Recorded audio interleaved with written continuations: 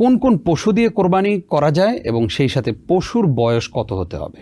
জি, রাসূল করিম সাল্লাল্লাহু আলাইহি ওয়াসাল্লাম একটা হাদিসে বলেছেন যে লা তাযবাহু ইল্লা আল মুসিন, কোরবানির পশু জবে করতে হলে মুসিন হতে হবে।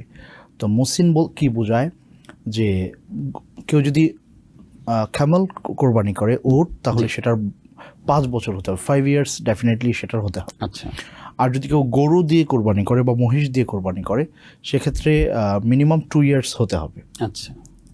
আর যদি কেউ ছাগল কোরবানি করে তাহলে মিনিমাম 1 বছর হতে হবে। আর দুম্বার ব্যাপারে বলা আছে, এটা যদি হৃষ্টপুষ্ট হয় তাহলে 8 মাস 9 মাস এরকম হলেও কোরবানি আদায় হয়ে যাবে। এটা হলো মিনিমাম।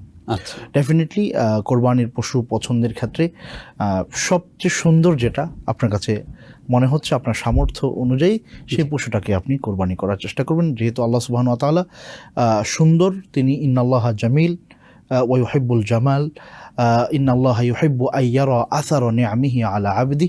আল্লাহ নিজে সুন্দর, তিনি সুন্দরকে পছন্দ করেন।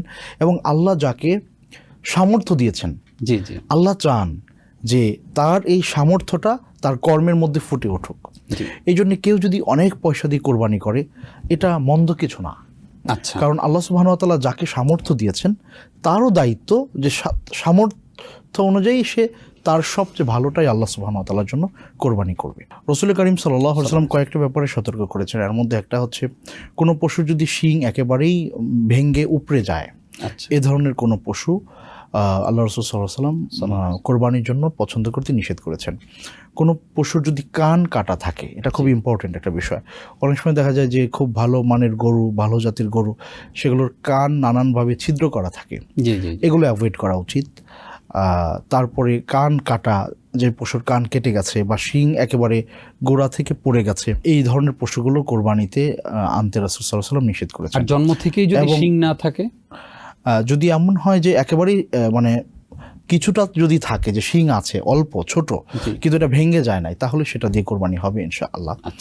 আর এমন জীর্ণ শীর্ণ যেটা আর কি দেখতেই আপনার কাছে ভালো লাগছে না, এ ধরনের পশু কোরবানি করা উচিত না। কোরবানির পশু জবেহের ক্ষেত্রে রাসূল করিম সাল্লাল্লাহু আলাইহি ওয়াসাল্লাম নিজে জবেহ করেছেন, এমনটা হাদিসে আছে। সো আমাদের বর্তমান সময়ে বিশেষ করে আমেরিকাতে যারা বসবাস করছেন, তাদের জন্য সবার পক্ষে এরকম মানে নিজে গিয়ে কোরবানি করার সুযোগ হয়তো থাকে না। সেক্ষেত্রে জরুরি না যে আমাকে নিজেই কোরবানি করতে হবে, বরং আল্লাহ সুবহানাহু ওয়া তাআলার কাছে আমার কোরবানিটাই পৌঁছাবে, আমি করি বা অন্য যে কেউ করে। সো যে কোনো স্লটার হাউসে যদি কোরবানি হয়, ইটস ওকে। উনি যখন কোরবানি করলেন, আল্লাহ সুবহানাহু ওয়া তাআলা তো সব কিছুই জানেন যে আমার পক্ষ থেকে কোরবানিটা আদায় হয়েছে। সো তাতে কোনো অসুবিধা নেই, যে কেউ এই কোরবানি সম্পন্ন করতে পারে, কিন্তু অন বিহাফ অফ আমার পক্ষ থেকে করতে হবে, এটা হলো জরুরি। যে কোরবানি করার সময় এই কথাটা মানে যিনি করবেন তিনি যেন জানেন যে এই কোরবানিটা ধরেন আব্দুল্লাহর পক্ষ থেকে হচ্ছে। জি। সো বিসমিল্লাহি আল্লাহু আকবার বলে তিনি কোরবানি করবেন।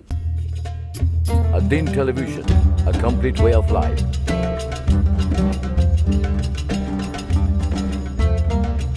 প্রিয় দর্শক, ধন্যবাদ ad-Din-এর সাথে থাকার জন্য। এমন আরো সুন্দর সুন্দর ইসলামিক কন্টেন্ট ও সবশেষ আপডেট পেতে সাবস্ক্রাইব করুন আমাদের ইউটিউব চ্যানেল ad-Din এবং পাশের বেল আইকনটি চাপুন। পরবর্তী সকল ভিডিও নোটিফিকেশন পেতে যুক্ত থাকুন আমাদের সোশ্যাল মিডিয়ায়।